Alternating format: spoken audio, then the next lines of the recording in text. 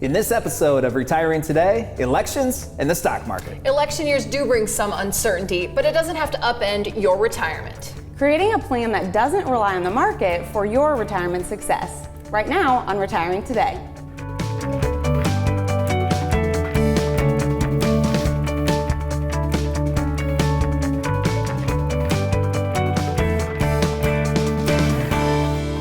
Welcome to Retiring Today. 2020, what a year it's been already. We've had a global pandemic and we've seen historic market volatility. A presidential election ends the year 2020, and two people sitting next to me who've watched the market and the market volatility closely are Abby Hunt-Rods. She's a retirement income certified professional. Loren Merkle, a certified financial planner, and they're both certified financial fiduciaries. Loren, let's talk about 2020, at least the first part of the year. Historic market volatility. Yeah, I mean, there's certainly a lot of adjectives you could use to describe the first part of 2020.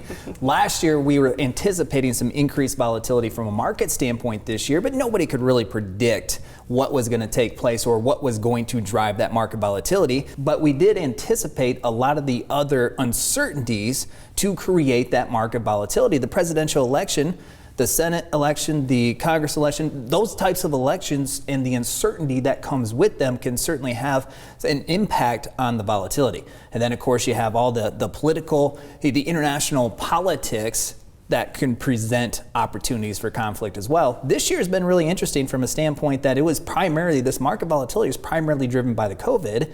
The international politics and conflict, I mean, this world has really been paralyzed by just trying to get through and figure out this coronavirus. But there's going to be a lot of additional opportunity for the rest of this year, whether it's the international conflict opportunities, certainly the presidential election, and that's why we think that the rest of this year is going to present some additional volatility. Now, that information is great. What do you do with it? And what are some of the things that you can do to help insulate your portfolio from going on the ride that it has in the first quarter of this year? And then even a step further, are there strategies that you can implement to take advantage of the volatility? Because this volatility happens all the time. On average, we go through recessions every 4.5 years. On average, we go through bear markets about every 4 years. And on average, we have market corrections of almost every single year. So market volatility should not be a surprise. If we're proactive in our planning, then you can actually take advantage of this volatility. And we're going to talk about some of the strategies here on the show today. Well, what an incredible opportunity that we have this year because things recovered so fast. You know, pundits and experts were talking about it taking years for the markets to come back. And here we are, you know, a handful of months later, back to where we were in February.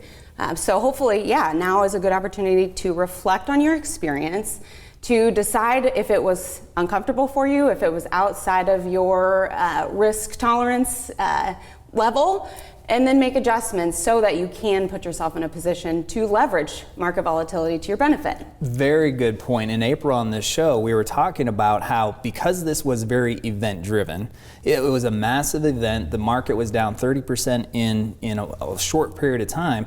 But we felt like if we fast forwarded towards the end of this year, we were going to look back on this experience and the market was going to substantially recover. And here we are. So what an incredible opportunity for you to look at what happened in your portfolio this year and measure it. Was that ride uncomfortable for you? Is it going to make you change your retirement plans if you go through that again? And if you can answer yes to that, now you can do something about it prior to going through that again, because the market has substantially recovered, meaning that your portfolio has probably substantially recovered as well. A great opportunity now to evaluate your portfolio and how you should be positioned for upcoming market volatility. Well, Loren, I want you to tell me right now, who's going to get elected in November and what's going to happen to the stock market? President is going to get elected in November, and the stock market will go up and it's going to go down. So now what do you do to take advantage of it? Exactly, and that's the thing. We know that there's volatility around a lot of factors. We know the election is one of them, but we know what happens with Brexit and Greece and remember back to the swine flu and avian flu and all those things. So the markets don't like uncertainty, and we know that historically and we know it going forward, Abby. But one thing that you can do to not have to have your portfolio reflect the market is to do some advanced planning. So we fit this all into some of the guiding principles that we use to help people feel really comfortable no matter what the markets do. Yeah, the Merkle method is the 5 guiding principles that we've developed that we use to build these comprehensive plans. And the investment planning principle is certainly an important part of your retirement picture, but it's not the only one that matters. So it's also about the tax planning. How do you build the most tax efficient retirement for yourself, not only now, but 10, 20, 30 years down the road? And then there's the healthcare and long-term care planning. There's the income planning in retirement when those W-2 wages go away. How do you maximize the different resources that you have, whether it's a pension or Social Security strategies? And then finally, the legacy planning piece. When you have your last day, what do you want to have happen to what's left? And how can we make those wishes and dreams come true in the most efficient way possible? So it is more than just the investment planning piece of it. Yeah, and Loren, if someone's watching and they didn't like what they saw in the first 3 months of 2020, they didn't like how their portfolio reacted, it's not too late. They can do something now because we know that more market volatility will come. Yes, and I see this as a do-over opportunity because you got to see how the portfolio would react. It's substantially recovered, and now you get an opportunity to adjust to make sure that when this next market volatility comes, that you're not going to be impacted in a way that you were in March of this year. When you're 30 years old and you see your portfolio drop by 40%, you view that as your portfolio because you're not going to need to use that money for another 20, 30 years. When you're 60 years old or you're 70 years old, it's no longer your portfolio, it's your lifestyle because that portfolio, those savings, that money is driving what you are able to do on a daily, monthly, yearly basis to enjoy this freedom of time that you've worked a lifetime to be able to put yourself in a position that you can enjoy. And that's why on the doorsteps of retirement or people in retirement, it's that much more important to make sure that they structure their investment plan to work in conjunction with all the other guiding principles of the plan to make sure it's all working together so you can have your best retirement vision that you possibly can. So if people looked at their portfolio in that first part of 2020 and they didn't like what happened, was it that they were taking more or less risk than they thought, or was it just that there was unprecedented volatility and nobody watched their portfolio and liked what they saw? It's a combination of two things. One, there was unprecedented volatility. We haven't seen that volatility in our lifetimes because we have to go all the way back to the Great Depression before we see that type of volatility. So one, people were really surprised about the sharp decline that the market brought us, but also people were surprised about how their portfolio could react in that type of market movement. And that's something that we see all the time. So as a part of what we do with our process is we're constantly having this risk conversation. Mr. and Mrs. Jones, your portfolio is structured like this. We go through a really bad market cycle. This is how we anticipate your portfolio to react. You have $500,000 today. We go through a really bad 12-month cycle. We anticipate your portfolio would lose about $100,000. And then there's two different criteria that we look at. One is, will that make you change what you're trying to accomplish from a retirement standpoint? Will it make you come out of retirement? Will it make you postpone your retirement? Will it make you change your lifestyle? If any of those questions are answered yes, then it's our job as retirement planners to let you know that this is too much risk for what you're trying to accomplish. So that's criteria one. The second one is, how do you feel about that type of portfolio movement? Does your $500,000 portfolio going down by $100,000, does that make it too painful for you?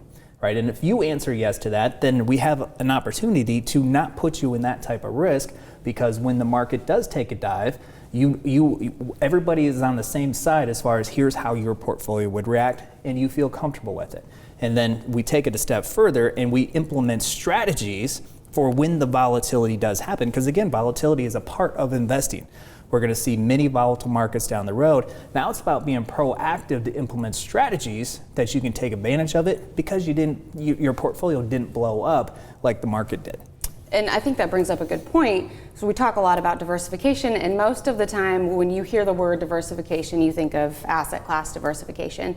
But when we build out portfolios, we're very specific in the risk diversification as well, so that when we experience opportunities like March, then we can utilize the pieces that were much lower risk or maybe guaranteed, and we can use those a portion of those, or all of the account, to then buy into the market at a low point. So for example, we brought a portfolio with us today, and we're going to say it's $1 million portfolio, but 400,000 of it is invested more aggressively, and the 600,000 is in some sort of less aggressive investment. So in March, when we saw the market decline like we did, if we were to take $50,000 of that $600,000 safe portion, income-focused portion of the portfolio, and invested it into the S&P 500, if we had done that on April 1st, so not even at the bottom, at that point things had started recovering a little bit, because what we're not talking about is market timing. April 1st, the S&P was at 2470, and as of August 17th, that had recovered all the way back to almost the February high, so 3381. Now that $50,000 would have experienced over that time frame a 36% rate of return, or almost 18,000, a little over 18,000 in growth. So how meaningful is that to be able to capitalize on these buying opportunities when we see them? Yeah, because that piece was safe money, so it didn't experience the big drop. And then you got the 30+% growth in just a short period of time on a piece of that portfolio. And it's important to expand on, it is not market timing, right? We call that micro timing, because we're just taking pieces of the portfolio, small pieces of the portfolio, and doing the best we can in these types of situations to take advantage of it.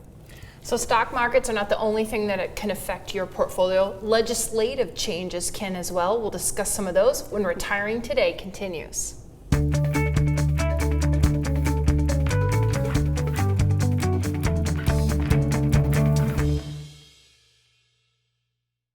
Don't let 2020 derail your retirement. Join us for a complimentary workshop from 6 to 7:30 p.m. During this retirement workshop, you'll discover how to use market volatility to your advantage, tax-saving strategies to grow your retirement savings, and investing mishaps and how to avoid them in a down market. Spots are limited due to social distancing guidelines. Register now for this complimentary retirement workshop by visiting merkleplan.com. Has the recent market volatility put your retirement plan to the test? See if your retirement is still on track by scheduling a retirement checkup with Loren Merkle. During this 15-minute phone call, we'll discuss if your retirement plan could be disrupted by long-term market volatility. We'll also analyze your current tax plan and provide strategies on how to take advantage of the market. Go to merkleplan.com and click Book Now to schedule your retirement checkup today.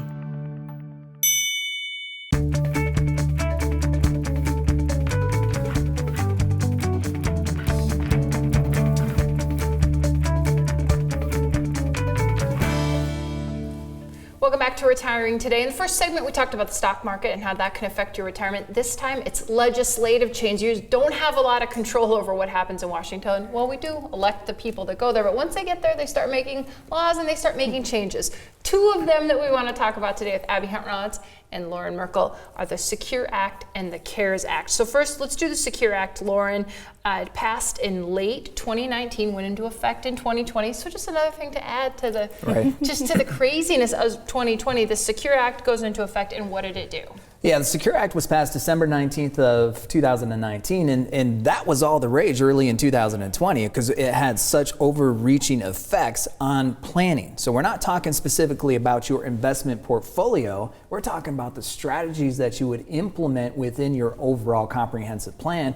And then COVID hit and everybody stopped talking about the Secure Act. And it's almost like people have forgotten about it, but it's still very much present and will still have very many implications as it relates to your plan. So one of those is what it did is it eliminated or really hampered one of the most powerful beneficiary strategies that you could have implemented with your IRAs, which is the stretch IRA. So what used to happen is you pass away and the IRA goes to your kids, the beneficiaries, and they could stretch out distributions of that IRA over the course of their entire lifetime, which means that the amount of tax that they would pay on those pre-tax distributions is probably smaller because they're going to have smaller distributions over a longer period of time. What the Secure Act did is said that now your children have to have that IRA, take all the money out of that IRA within a 10-year period of time. So now it's a much smaller period of distributions, meaning it's probably going to increase the level of tax that they pay on all of this money that you've accumulated over the course of your lifetime. So that significantly changes your legacy strategies, and how it changes is a little bit different for everybody. Whether or not you incorporated a trust into your beneficiary designations will have an impact on it. And if you did incorporate a trust, then now's a great time to review that trust to make sure that it's not going to hamper what it is you're trying to do even more than the Secure Act itself. Okay, so now to the CARES Act, Abby. The CARES Act, what did it do to change retirement planning? Well, the CARES Act was passed in April, and for RMD age retirees, so 72 and above, they actually were given the opportunity this year to skip their RMD. So in these tax deferred accounts, once you get to, it used to be 70 and a half, and that was another change. That was a part of the Secure Act. The Secure Act moved the RMD age back from 70 and a half to 72. While in 2020, we're given the opportunity to skip our RMDs, which actually could provide, and we've been doing a lot of this with some of our families, an opportunity for some tax planning that they wouldn't have had otherwise. Because now you can choose to convert that RMD over to a Roth IRA and be more tax efficient while rates are historically low today, instead of having to take it out and pay the tax and not be able to put it into the Roth. So typically with RMDs, you can't just take your RMD and put it into a Roth. That's not allowed. But when you're not forced to take that distribution, now we can just shift that money from the tax deferred account over to the tax-free Roth IRA. So it's a pretty cool opportunity really this year. And when we talk about these terms like Roth and IRA, these are all, and I'm not saying this quite right, Loren, but investment vehicles that the government regulates. I mean, things like the Roth is that going to be around forever? I mean, that could go away itself. Yeah, I like to look at these as tax shelters, and they have different types of rules around them. The Roth IRA is one of the most powerful ones. It's one of those superheroes, one of those types of accounts we've deemed as a superhero because it has so many superpowers, and the biggest superpower is that the money that you have underneath your Roth grows tax-free. So you allowed this seventh wonder of the world, compounding, eighth wonder of the world. There are 7 confirmed wonders, and the Roth is the 8th. Well, they change all the time. The 8th wonder of the world, compounding interest to work on your behalf. It's even that much more powerful when the compounding interest comes to you tax-free. But it may not be around forever. There has been talk of Roth IRA contributions going away. Roth conversions, the rules around those have changed over the years, and the Roth conversion opportunity could go away from a legislative standpoint as well. Mm-hmm. So we just don't know what is in our future from a legislative change. That's why it's very imperative to take advantage of these rules and these superheroes as they exist today, because they may not be here forever. Abby, another big piece of the retirement puzzle that's regulated in Washington by lawmakers is Social Security. It's a possibility, of course, that there'll be changes with that. Yeah, there's some legislation that's being negotiated right now that actually is potentially going to have some pretty radical implications for Social Security benefits. Now, whether those changes actually take place for current recipients of those monthly sources of income is a big question mark, because there would be a lot of outrage, I think, if existing benefits that are being paid out were cut. But I could certainly see, and I would fully expect for Social Security to change for future generations, simply because the way that it was designed, it was never meant to work the way that it's working today. And so in order to improve the solvency of the trust fund, I mean, they just are going to have to make changes so that it doesn't run out of money like it's currently projected to do. Medicare, that's also lawmakers have clearly regulate that piece of the retirement puzzle as well. Medicare is on the radar of many legislators because it's so costly, right? It's so expensive, and healthcare is on the mind of many Americans because it is also so costly. So there's proposals to combine the two. Basically have the Medicare system take over everybody's healthcare. There's proposals to decrease the impact that Medicare has. How do you fund Medicare? All of this stuff comes into play. What we do know is that Medicare changes every year. So there are some legislative changes that take place with Medicare. Medicare Part B premiums change almost on a yearly basis. So all of this will have an impact on what your spendable income can be. And for retirees, that's what's really important. It's not about what you make, it's about what you get to keep, it's about what you get to spend. These legislative changes can impact that, but if you have that plan in place, then it's much easier to adjust on the fly as these changes take place. If these changes take place and you're trying to start from scratch, then you can do it, and it's not too late, but it's much more difficult to really implement effective strategy on a reactive basis. So effective retirement planning needs to be proactive, and then there's also an element of reactiveness as well. Now, if you're sitting at home, you're probably thinking this, Molly, there's one big one you haven't mentioned yet that every one of us pretty much is subject to, that could change and could definitely erode the wealth of retirees. And Abby, it's a 3-letter word, tax. And then if you add 2 more, it's a 5-letter word. It's never a 4-letter word, but it might feel like one. Taxes. I mean, that legislation is subject to change as well. Yeah, well, there's already changes on the book. So in 2018, the Tax Cuts and Jobs Act passed, but there's a sunset provision that is associated with that legislation. So in 2026, the tax rates are already set to increase.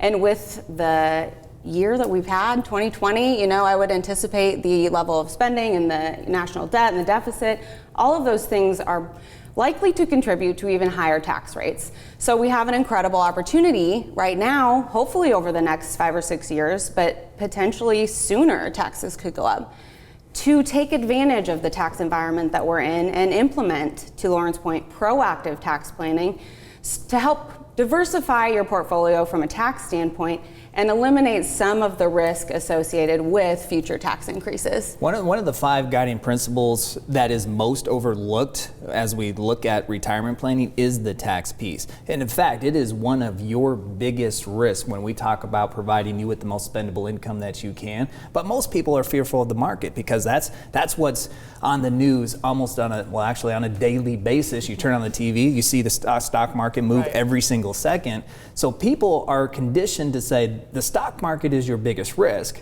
but in reality it's not. I mean, take this year as an example. The market was down 30% in March. Your portfolio may have been down 30%, but then it came right back up. So you have a chance to recover it when it's down. Taxes, if you take income and you pay 30% tax between federal and state, that's 30% of your income you will never get back. You don't have a chance to recoup that. Not only is it you don't have the chance to recoup that, but it's going to happen again next year.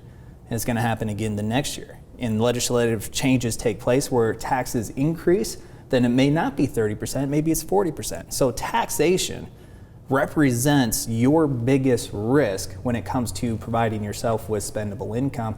And that's why the tax planning piece is so important for pre-retirees to retirees, to decrease the amount of that tax risk as you go through retirement. And Abby, it just feels like there's a lot of legislation that if you're watching right now, you're going, what is all going on in Washington? Well, the good news is, yes, of course, you at home can watch it and stay on top of this stuff, but that's kind of part of your job as a retirement planner. And then another neat thing that I think you do is once something changes, like the Secure Act, we hold workshops and we tell people about it and we say, this is how it could affect your retirement. So those workshops are an opportunity to learn even more. Yeah, the workshops are a great resource for retirees and pre-retirees because we believe that education is power, and if you can make informed and empowered decisions to help really put you in the best position possible and help bring your retirement vision to life, then we're doing our job. So we obviously do it for the families that we work with, and we're proactive about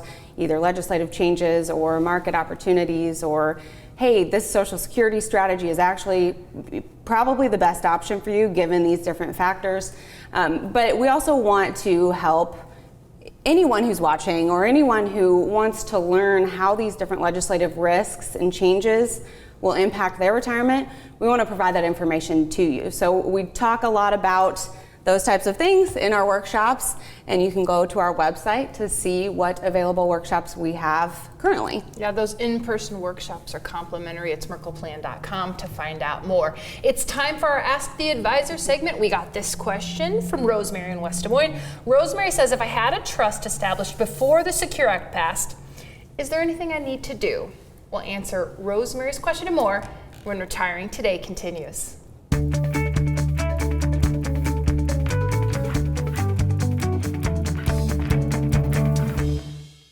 Don't let 2020 derail your retirement. Join us for a complimentary workshop from 6 to 7:30 p.m. During this retirement workshop, you'll discover how to use market volatility to your advantage, tax-saving strategies to grow your retirement savings, and investing mishaps and how to avoid them in a down market. Spots are limited due to social distancing guidelines. Register now for this complimentary retirement workshop by visiting merkleplan.com.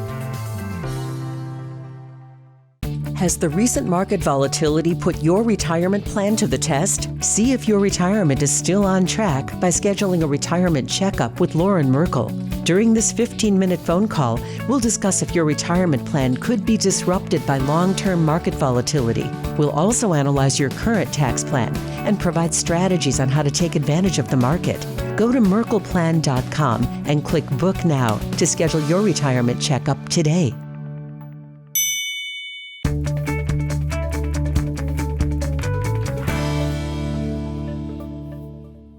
Welcome back. In our Ask the Advisor segment, we got this question from Rosemary in West Des Moines. She wants to know, if I had a trust established before the Secure Act passed, is there anything I need to do? Lauren, what would you tell Rosemary? I would say, Rosemary, the answer is yes. Especially if you're using that trust as a beneficiary to your IRAs, the Secure Act could change how that trust is going to work. So you want to evaluate it and make sure that trust is still going to do what you intended it to do. Abby, elections, pandemics, legislation, they all can affect our retirement plan, but there are some things that you can control, and putting a plan into place is one of them. Yeah, we would say control what you can, engage in the proactive planning so that when these types of changes happen, all you have to do is adjust your strategies. So not only planning, but educating yourself. I think a workshop is probably a really good place to start, Lauren. I think so, because you get a good taste of what is involved in a comprehensive plan, and you can learn some different ways that you can incorporate this information to make your best retirement vision as possible. To sign up for a complimentary workshop, go to merkleplan.com to find one in your area. And to keep learning about your retirement vision, you can watch this show too. It's Retiring Today, and we thank you for watching.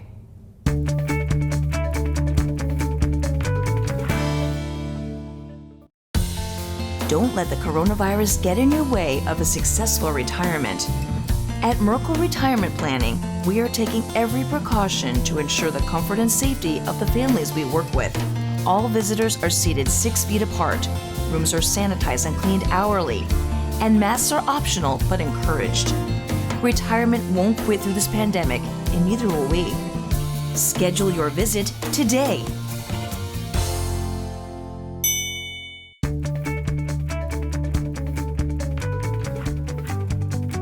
From our family to yours, we hope you have a wonderful weekend. We hope you enjoy the show. We'll see you next week.